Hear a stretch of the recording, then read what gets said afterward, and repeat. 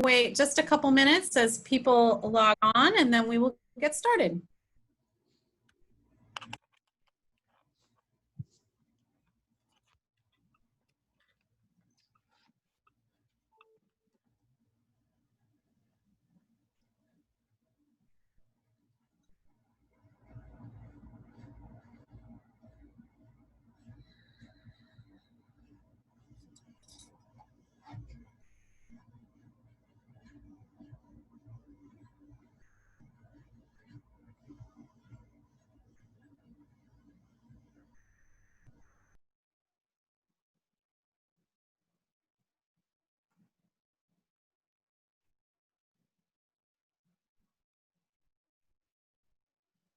There's still a few more people coming on, so we'll wait just another minute.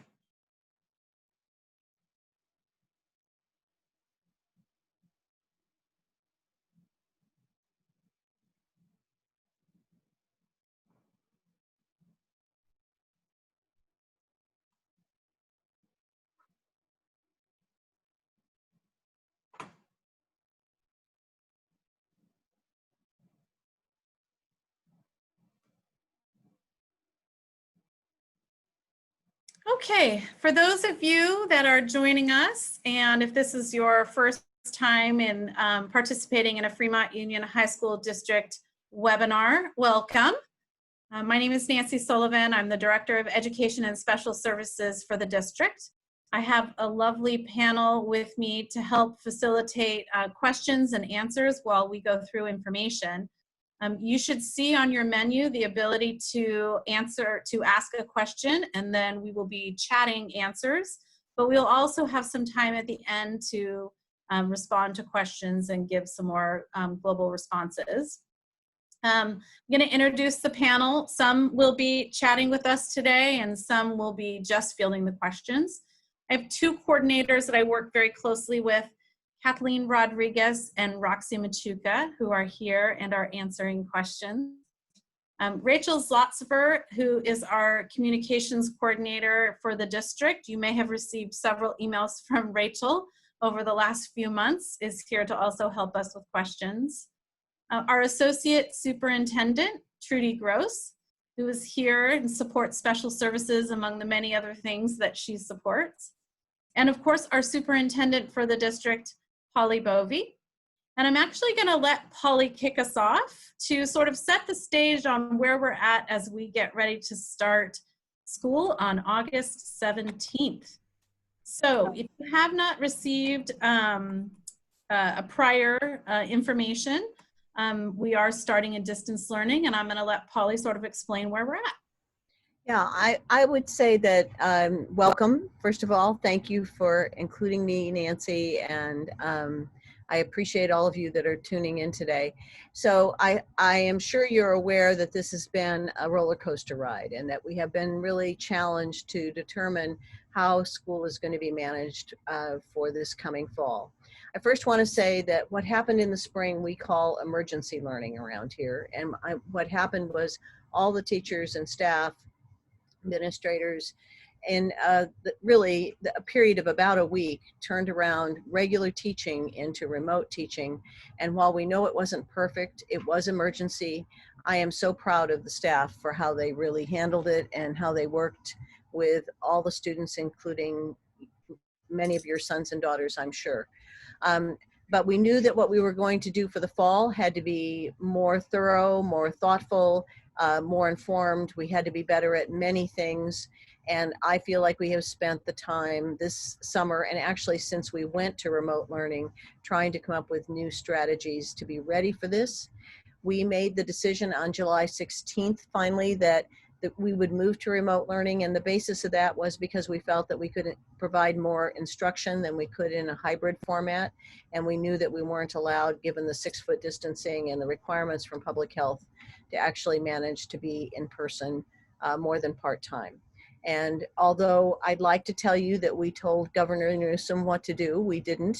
But on the 17th, he agreed with us, and he issued the guidance really based on the fact that many of the counties were on the watch list again and wanted us to go to remote learning. We continue to have questions about the details of that and what they mean. Some of you may have heard that there is a waiver out there for some schools, but it is not high schools. It's only elementaries that can apply for the waiver, and very few are applying and being successful at applying for the waiver. So a waiver is not available to us. I think we continue to hone in and define exactly what all the details and parameters are about what remote learning looks like. I'll give you a very tiny example. Trudy Gross and I were on the phone today trying to make a decision about how student photos would be taken for IDs. In the past, a process we would barely have thought about. But now we have Life Touch, who does our photos, saying we can't take photos of kids without mask if they take down their mask. Well, a photo of a kid in a mask is probably not going to help us. They have come back around about that, and we're trying to figure out how we can do that in the safest individual way possible. And I would say confirm with public health that they agree that this is a possibility. So I say that to let you know that every step of the way we're trying to do what's safest. We're trying to think very carefully about the details, and we're checking in with public health. So what you're going to hear today is how this team of people have been thinking about how to serve all of your students in the best and most successful way possible, while keeping them healthy and reducing the risk as much as we can, both for them and for their teachers and aides that serve them so well. So I'm going to turn it back over to you, Nancy, and unless you want me to say more. I guess the one thing I didn't say was that in general, we make decisions as a county, and we work with a group of 31 superintendents in the county of Santa Clara and public health for Santa Clara. So we have a meeting at least once a week, often twice a week, to get an update and really make sure we're as much in step as possible so that we're sure we're serving all the kids in the county effectively. So you may raise some questions today that we'll have to get the answers to from public health, but know that we have a pipeline for doing that and a committed member of public health working with schools. So thank you very much again, Nancy, for having me talk. Absolutely. Thank you, Polly, for starting that off. For those of you that were with us in the spring, some of you that are joining us today are actually brand new to Fremont Union High School District, and probably are not aware at all of the amount of effort that went into taking care of the spring. That could not have happened and will not happen in the fall without a lot of partnership. And so it really did take all of us together. It took students, it took parents, it took teachers, paraeducators, speech pathologists, and everyone who consults in our programs to really pull off that emergency learning. We were one of the first districts to be up and running and have a program within a matter of days. We were able to offer virtual services, and that was really important to us.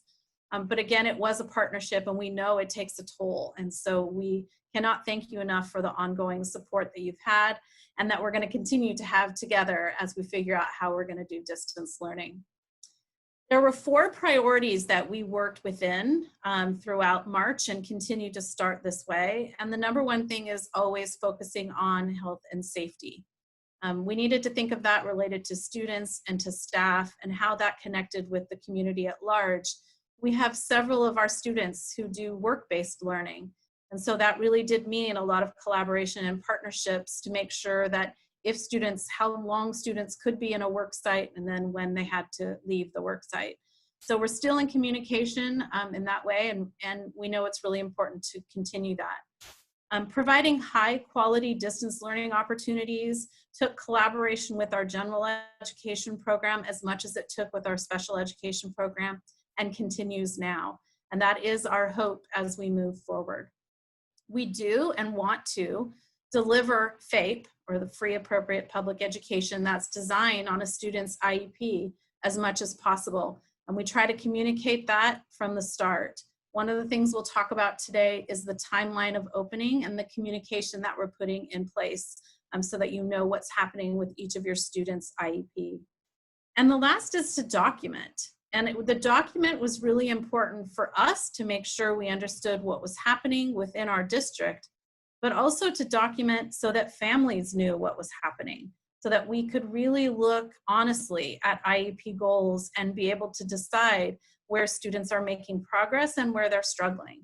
So documentation became a real strong focus for us in the spring. So as soon as we knew we had to transition to remote learning, we knew that we had some immediate things, some immediate impacts that happened. The first one that happened continues today, which is there's no ability to do in-person assessments. We are not able to work with our students individually on our school sites. So we had to really adapt what was happening in a triennial process, or we had to stop completely some assessments that were occurring. We moved all of our IEP meetings to a virtual platform, and we will continue that in the fall. We have a wonderful process. Our IEP software developers really responded to help us be able to do that. And we developed a guide to help parents in their participation with virtual IEPs as well.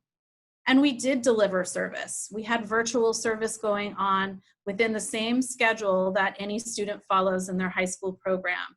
We had students who were participating in their general education classes with support from special education, but also receiving their specialized instruction in any of their small group or if they had individual services. That included therapy services for speech, for individual counseling, and for OT. We also had an increase in support and a big increase in targeted outreach when things were not working. And we would shift. We have a lot of flexibility in our system. We would have to shift if a student wasn't able to respond remotely. Our district has been wonderful in offering the technology or the infrastructure support, providing hotspots and devices, and that will be available again in the fall as well. The increase of that was significant. It took a lot out, we know, on our parents as well as our staff to make sure that everyone knew the plan and was working on the plan. Some of you who are joining us today may have your students not enrolled in a district program, but enrolled in a non-public school or in a county office of education program. And those programs are also delivering virtually. And while some of them might not have started as quickly as Fremont Union did, they were responding as quickly as we were. And our partnership and our communication with those organizations continue. We've been in lots of meetings. We have lots of written information that comes to and from non-public schools and county office of education. So you should expect that the IEP for those students is delivered much like I'm talking about within Fremont Union. What I'm sharing with you today is a draft of the schedule that has been shared in our parent meetings previously. This is not official yet. There is a board meeting tomorrow, may or may not become official tomorrow, and certainly we hope to get information out as soon as possible. But this is the schedule that we're looking at within Fremont Union. So there is a bell schedule that students are familiar with following, and we've adapted it to allow for block scheduling. Three of our 5 schools have a very similar block schedule. It looks like this. And two of our schools usually do this 2 days a week instead of 4. But here, when we're talking about the fall, we're talking about 4 block days. And then Wednesday would be an alternative day where it's partial synchronous learning and partial asynchronous learning and some opportunities for other activities. As soon as those are available, they will be communicated with you so that you know the opportunities that your students will have on that Wednesday. Just before I move off the schedule, I want to talk a little bit about how in high school our IEPs and specifically our specialized academic instruction minutes, we talk about providing when a student is in a period of SAI, they have 225 minutes per week. Within the schedule that's proposed in the fall, that is now 180 minutes per week. And it's the same amount of minutes and instruction that general education will be receiving. So it is a comparable amount of services to what is currently on a student's IEP. You will be receiving a distance learning plan. Much as Polly referred to the spring as emergency learning, it absolutely was. But I think we did a very, very good job at executing as many of the service minutes that were on a student's IEP as possible. And we would do the same in the fall.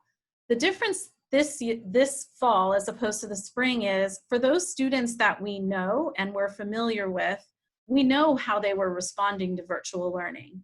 And so we will have a chance to communicate with you and work with you to make sure that the distance learning plan is appropriate and that we're really looking at how the student is responding in that environment. But we know it's our obligation. We challenge ourselves to do as much as we can. And then we also remind you that when and if we can do in-person instruction, the student's IEP would be implemented as such, as it is written. But you will be receiving what is an alternate plan or a distance learning plan.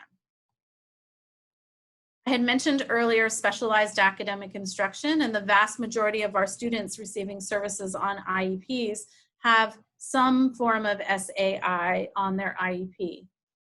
One period a day, like I said, was 225. Now it'll be 180. For students who receive maybe just an individual weekly session or a monthly session, those minutes will be comparable, and we will put those and publish them in the distance learning plan. Our post-secondary programs will have a schedule very similar to what was delivered in our extended school year. So they will have daily instruction all 5 days. And as I showed in the schedule, 4 out of those 5 days will be an increase in minutes than the Wednesday, if that's how the schedule falls out. We'll be communicating the start and end times and the information that's going to be provided in each of the periods of the day that we're going to follow for post-secondary. Our related service providers will also be providing virtual support, whether that's individually or within a group. These are our services such as counseling, occupational therapy, speech and language. And while we will try to make every effort to do as equivalent as possible. So if it's 30 minutes a week, that is our goal, is to try and do 30 minutes a week. But we will also take into consideration how the student responded to that and what their overall schedule looks like. We want to make sure that we're trying to take into account the classes that a student is enrolled in. Accommodations that are in place that are offered in general education would be adapted to the distance learning environment. Some adaptations you wouldn't necessarily need. Others will go out just as they're written on the IEP. So extended time might be an accommodation that could be implemented in a distance learning plan. Access to a computer, that's something that they're going to have from the first minute of a distance learning plan. So each case manager will look at what is documented on an IEP and then communicate that in the distance learning plan so that everyone understands what is available. We have a lot of collaboration with our general education teachers, and we have a lot of communication that happens in the beginning of the year to notify teachers so that they're aware that accommodations are available and need to be implemented for students. As I referenced earlier, IEP meetings are still required. That's still part of our compliance for the Individuals with Disabilities Education Act. And I have to say, of all the things that I think that I've tried to focus on positive things that have come out of COVID. And I actually think virtual meetings are something that are not going to go away. This allowed some interesting and increased flexibility for parents to participate in meetings at times they had not before. So we will see how it unfolds, but we will be having IEP meetings. We will be having them in a timely fashion. Parents and other team members can participate virtually or telephonically. And as I referenced earlier, our web IEP system adapted their program so that we are able to collect signatures electronically. And so that's a process that our staff have been practicing quite a bit from the spring and the summer now, and is working really well and allows a much greater access for parents. A minute about assessments. As of today, this moment, and while we're talking, assessment timelines are still on hold when the assessment requires face-to-face interaction for a certain assessment measure. Now, that doesn't mean that we won't necessarily move forward with some kinds of assessments. There are rating scales, there are other assessment measures that can be implemented in distance learning, but not all of them. And so when a student has a triennial IEP, the first thing that happens is there is a record review. The psychologist will go through the information and they'll determine whether or not we can document ongoing eligibility for an IEP or if we need additional assessment. At that point, they would communicate with you, talk about what the plan is, and determine what can happen now or if there's something that needs to be put off. But we will plan to still have the triennial IEP, conduct as much as possible for the assessment, and hold the meeting in a timely manner. It's really important that we try to keep things moving forward and assure that we're really measuring how a student is progressing so that if we have to make changes to the IEP, we can. That's a really important feature, and that's what the triennial IEP really helps us with. So a timeline for you to think about. This is going to take us through about the first 6 to 8 weeks of school. I want to communicate with you the things that we're working on now and the communication that you should plan to receive. So obviously this is for the week of. This is not necessarily the date something is going to happen, except for the first one. So we are having a special education parent meeting on August 3rd. And also by the end of this week, we will be mailing to you what is called a prior written notice letter. And this letter basically acknowledges the information that I'm sharing with you today in this webinar. It is that we are in distance learning and that we will be implementing your child's IEP to the greatest extent possible in that distance learning environment. That will go out this week. I will be sending it by email, but also in the postal, so you'll get a copy either way. Next week, our staff begin to return. They'll be preparing for the start of school, and they'll be engaging in a considerable amount of additional training and support. A lot of our teachers and staff have already been doing a lot of training and support. One of the things that was most difficult in spring for our students was a multitude of platforms. And what's happening at the start of school, and in fact, you may have already received information today, is that we are moving to a new learning management software program. It's called Schoology, and all of our staff will be working to shift a lot of their instruction, their materials, their organization and calendar to Schoology. So we're going to need a little bit of time for that. We ask that you give us a little flexibility. Staff are trying really hard to get that done so that we're ready on August 17th to welcome back your students or to welcome new students if we've never met them before. There'll be some ongoing collaboration and some scheduling within that first week, because the goal is that within the middle part of the next week, you will have a distance learning plan. And in order to communicate that distance learning plan, we need a lot of collaboration, because usually a student is not just receiving support from one person. There's a team, and that team needs to make sure that we're taking into account the student's schedule, when they're available, when they might be able to receive services if it's not within the structure of a class period. You will be receiving a distance learning plan by email and by mail is our goal. And that will specify the frequency, the minutes, very comparable to what you're seeing on an IEP. The other thing that's going to start happening by that second week of school is we're going to begin a process where all of our students are going to have a review of their goals. We're going to begin gathering data and reviewing each student and how they're progressing on their goals. When I go to the next page, I'll explain to you what the result of that will be. But we feel that's a very important process for us at the start of the school year, especially since some students have been out for a while and some students we're going to meet for the first time. We've also really decided that it's best to make sure we're doing more parent meetings. And so our plan is for every 4 weeks to increase communication with you and to offer more of these virtual parent meetings. So we will plan to have one during the week of August 31st. In September, I put 2 sort of milestones here for you to consider. The first is the week of September 21st. By the end of that week, it's the end of the first progress reporting period in high school. For those of you that are new, it's every 6 weeks, and that first 6 weeks will be done that week. The following week, we will have a special education parent meeting. And then the week after that, our plan is again to communicate with you what the IEP goal progress looks like.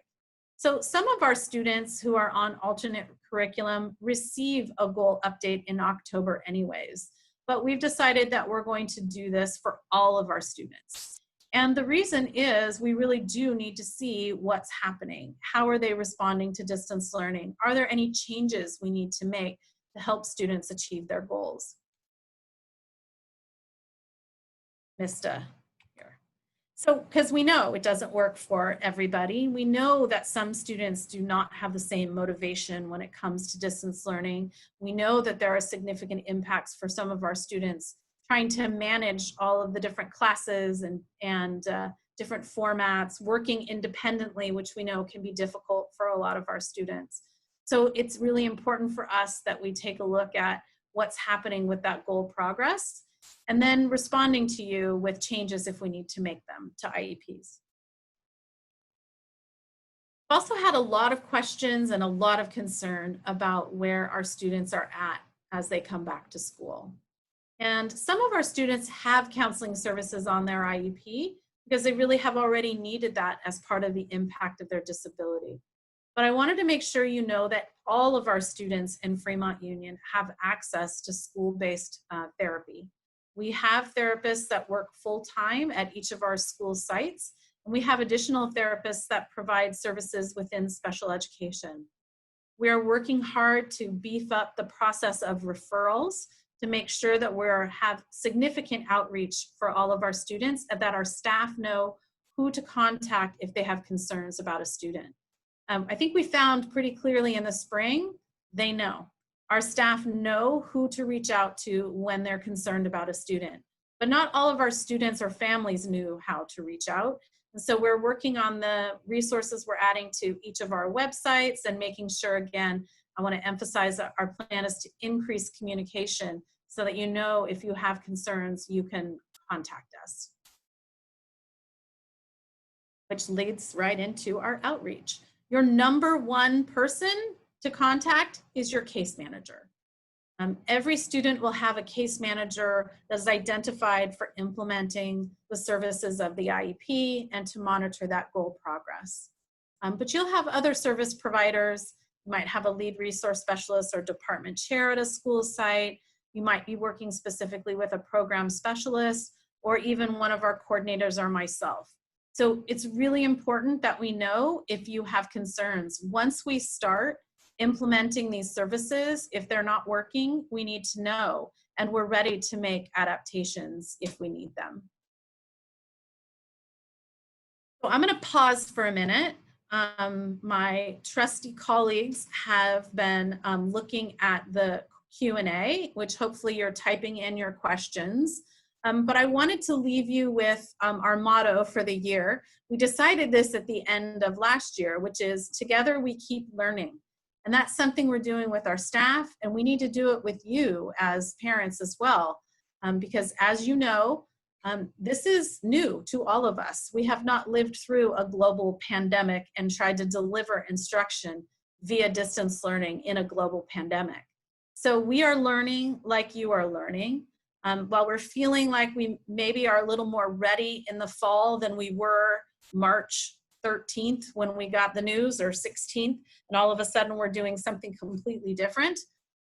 It still doesn't mean that we're perfect and 100% ready to go. We know that we have to adapt.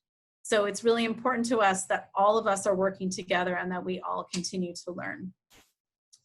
So with that, I'm going to pause and see if there's any of we have questions to answer. Nancy, since you ended talking about case managers, we did have a question about how parents can know who their case manager is from the first day of the year. How do they find Yeah, out? great question. So the case manager will reach out to you within the first week, if not before, to let you know that they are the case manager. And that's part of that collaboration process in the first week, week and a half that we're hoping will unfold. And they usually, sometimes it's the teacher of the class that you're in, and sometimes it is a different service provider. So, but they will communicate that with you. We have a question about the initial IEP evaluation, where it's determined if an IEP is needed. Will that also be done remotely or in person? So each initial assessment will have to be considered depending on what the concerns are and what the information is that we need. But if that initial assessment requires some form of in-person face-to-face, we are going to be on hold probably. In which case we're going to try to put together and make sure there's an intervention plan for those students so they're receiving some kind of support in the area there is concern until we have an opportunity to finish the assessment. Can someone talk about the asynchronous instruction that happens on Wednesday? Just wanting to understand more about the motivation for that. Yeah, so in terms of the schedule, there's a couple things that are in conversation. One would be like an advisory in a homeroom, which would be an opportunity for students to connect with a staff member. The California Department of Education in their announcement with Governor Newsom really did require and specify they wanted daily live interaction as much as possible. So that's what we're trying to promote. But the asynchronous learning can come from the school, the classes that they're in. So it might be something, homework that they're working on or a project that they're working on. But we're also exploring enrichment opportunities and other activities that we could offer as opportunities for that day. How will online IEP documents be sent securely? So we are able to, first we send an electronic signature request. It does go through email, and it comes directly from our IEP system. In terms of documents, we send them via email, which includes a confidentiality statement on there. We do not use a third party or a separate email exchange program to send documents. A more general question about when should families expect to have a class schedule? So actually, I don't know if Trudy, you can answer that. That might be helpful. Yeah, actually, class schedules for our 5 main campuses have been sent. And some students have already started responding, so I know that they were sent out. So if you have a specific, if you did not receive it, then what I would recommend is to call the school site, because it could be we utilized a system to ensure that it would not end up in spam folders. But sometimes, as you know, there are technological issues. So please feel free to reach out to the school site if you did not receive a schedule. And in that, I should also mention, because this is sometimes a follow-up question, in that communication that included the schedule, there is information if corrections are needed.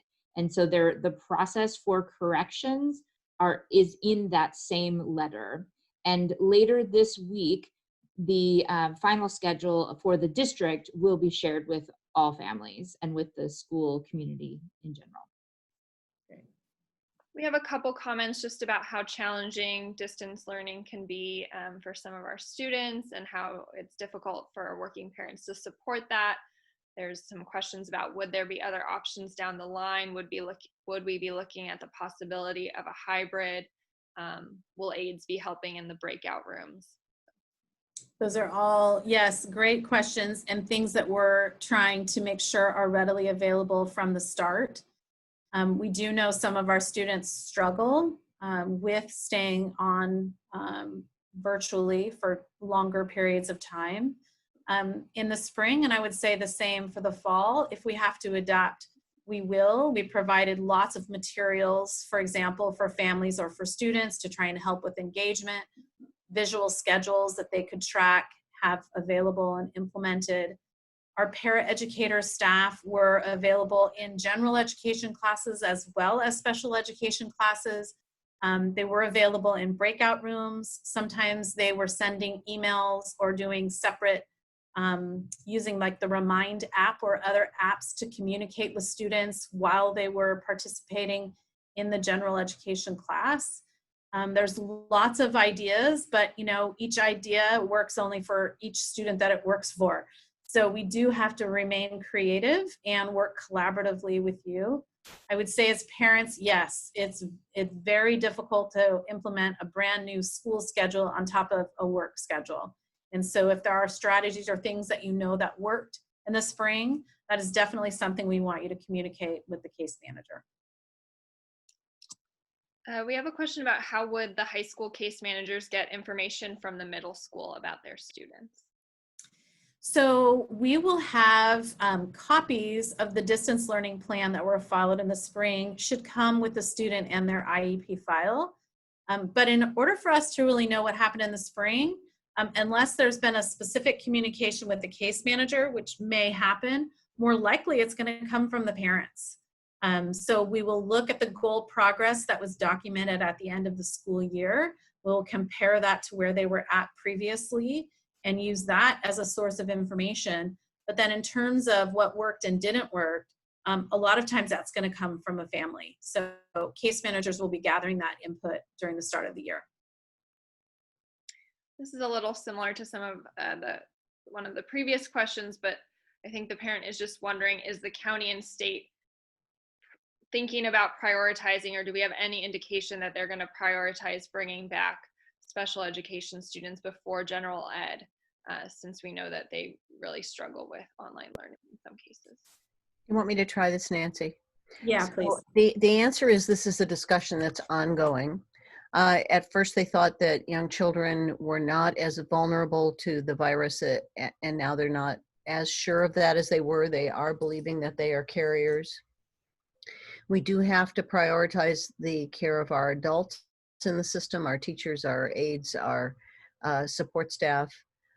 So it's a complicated question that is being answered day by day by how the disease itself is getting increasing or decreasing within a particular county.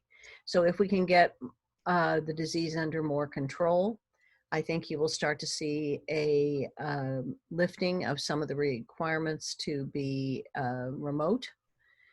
And of course, I think everybody is very worried about the fact that there's an advantage for many students to be in person. Frankly, the truth is there's an advantage to many teachers to be in person. Many of us go into this profession because of the interaction between ourselves and the students that we get to serve. And missing that is very hard for teachers and for students, and we understand that. So we're also eager to get ourselves to a safe point where we can bring back this magic combination that happens when teachers and students are together. And that's why one of the reasons we're meeting so often and we're looking at data so carefully.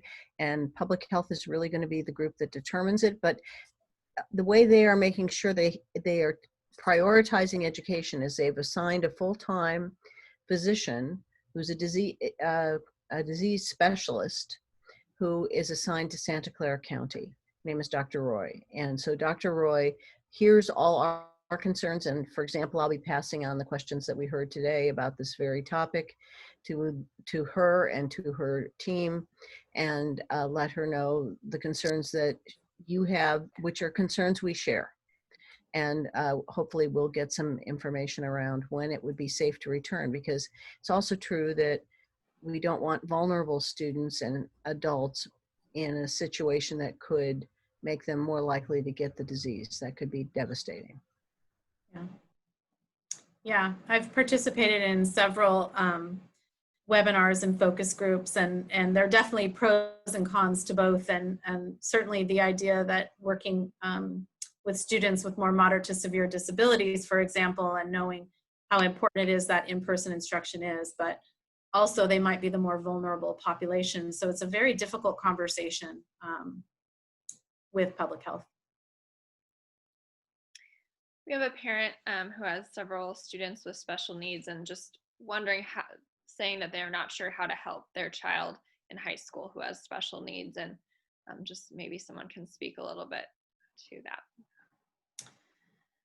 Yeah, I mean, it kind of depends on the student and the need, but obviously, you know, all of our students that are in high school have a lot going on for them developmentally, and it's difficult wanting to be social and not being able to be social, and feeling impacted if they have a disability in different ways, if not feeling like they're measuring up.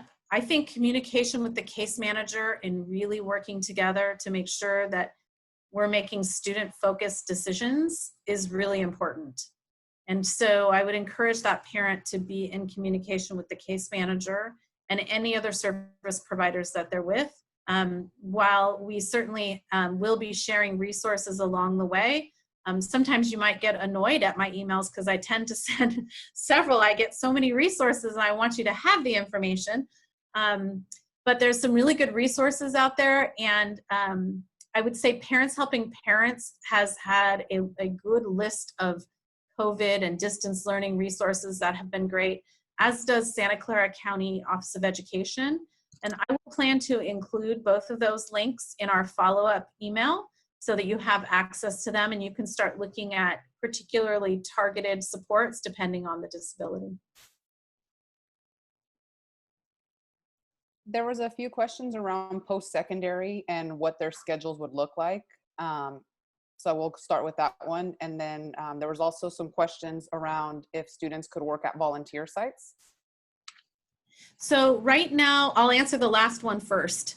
Right now, in the moment, we are not having students participating in community work sites, but we are looking at taking guidance from public health related to that. And I think it really depends on the type of business and the environment.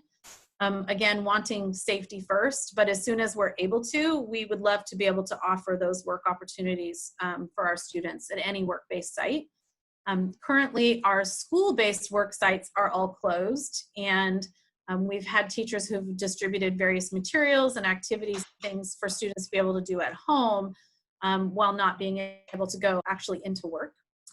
The post-secondary schedule has not been finalized. We have been waiting for that schedule to be formalized across the district so that then we can finalize what will happen in post-secondary.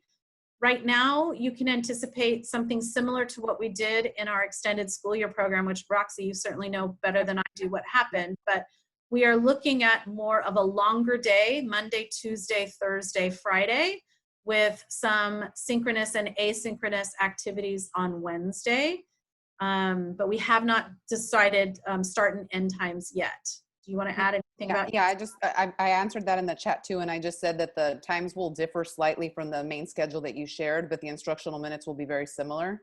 And then I was just going to add, as far as the vocational sites, we've had some leniency and flexibility with some of our grant programs where they're even allowing pay for students doing virtual work.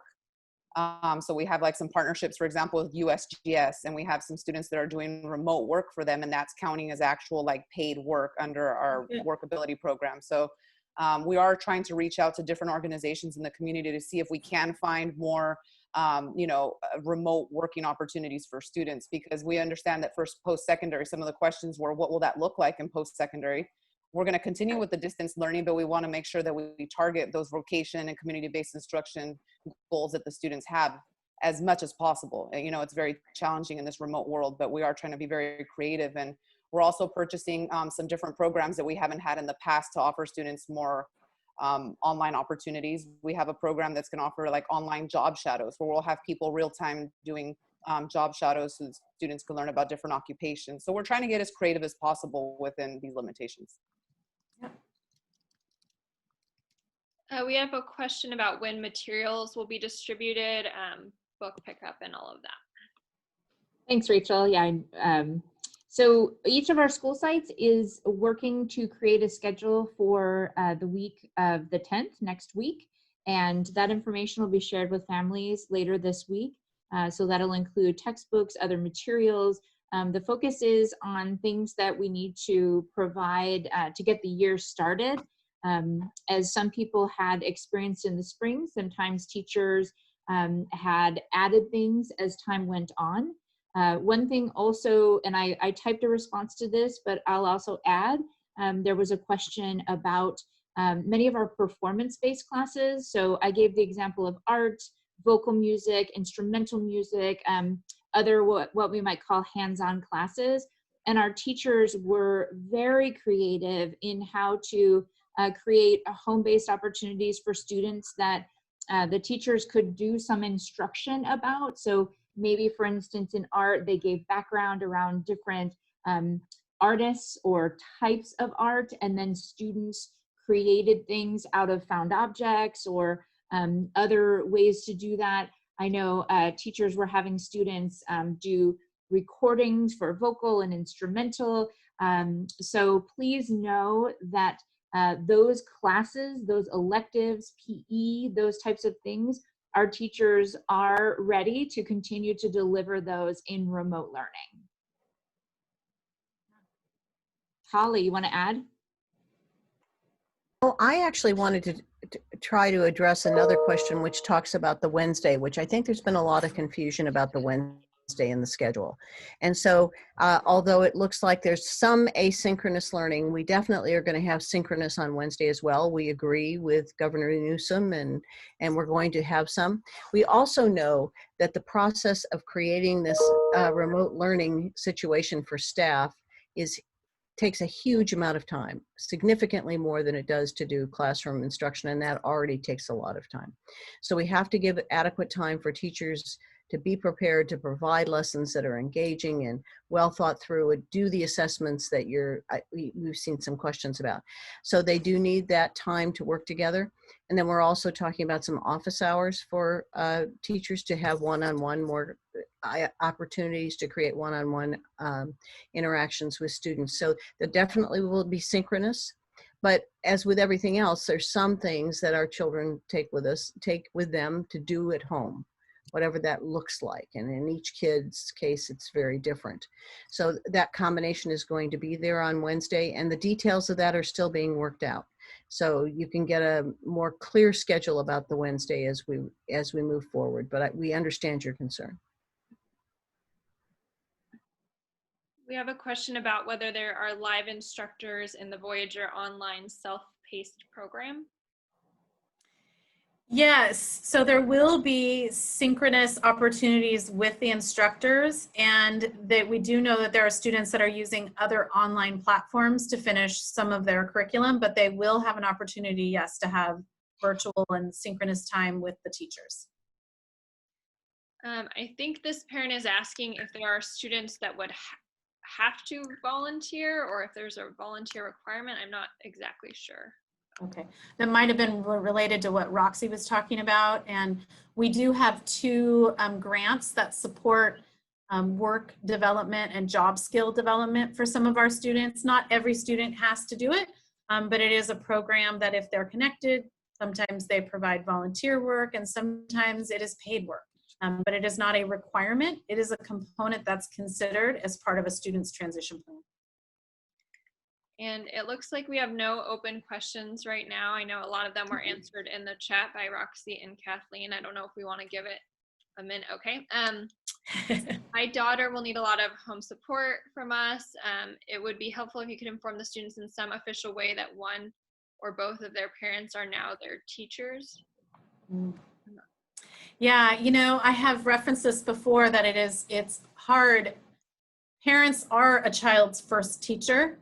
And then as they grow up, we move sometimes away from that more and more as students gain independence and less need parent direction. And now all of a sudden we're flipping back to having teenagers who need parents to provide some guidance.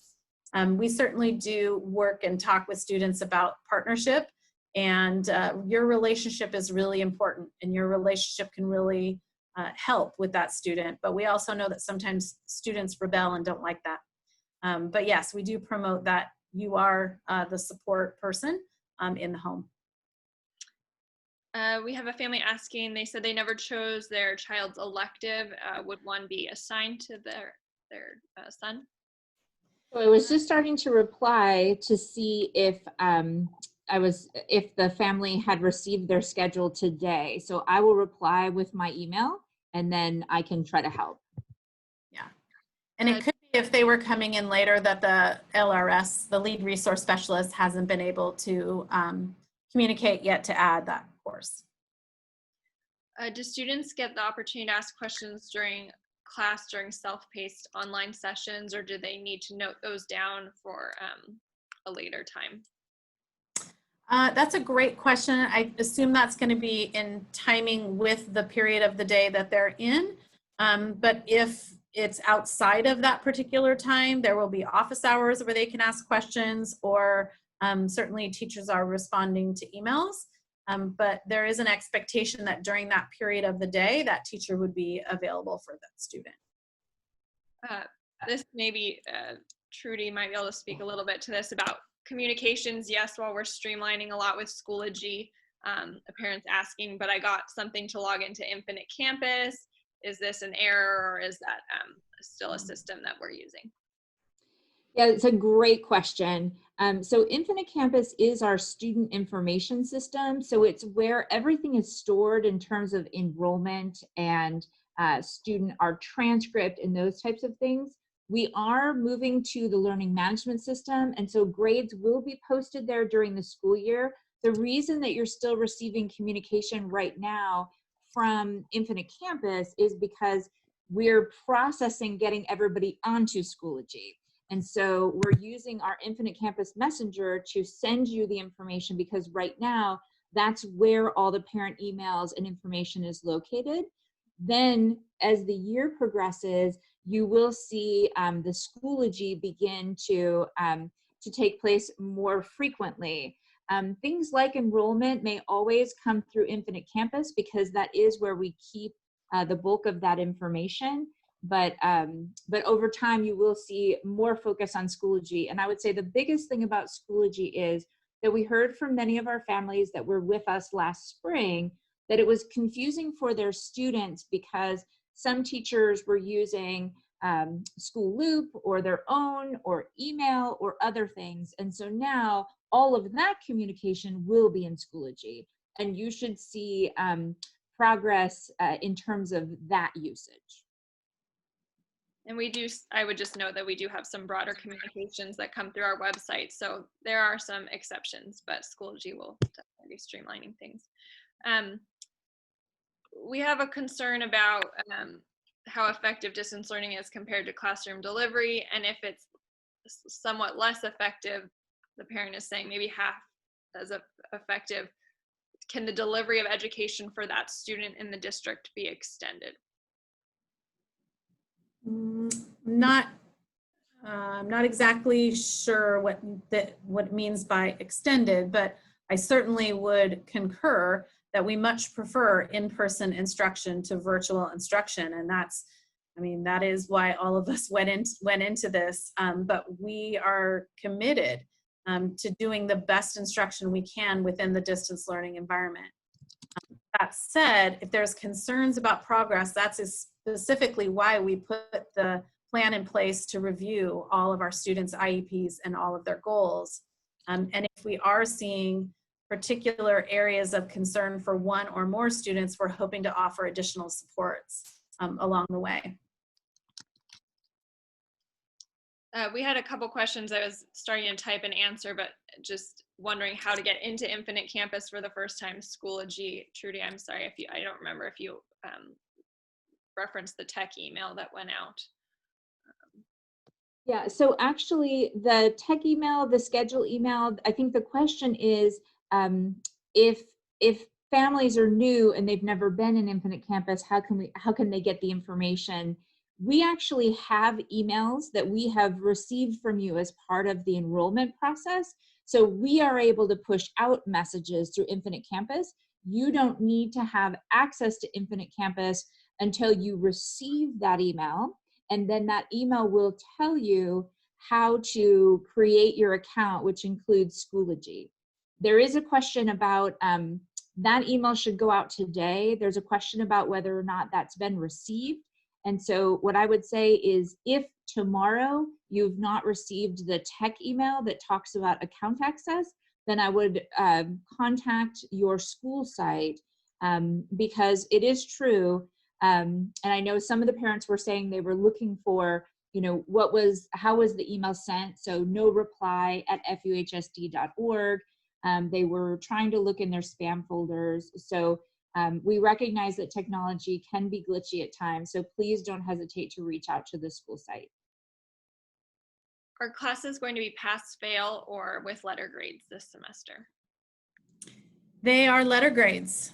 Yes, we've had that communication and that commitment since the end of last school year, and they will be full-fledged classes with full-fledged grades.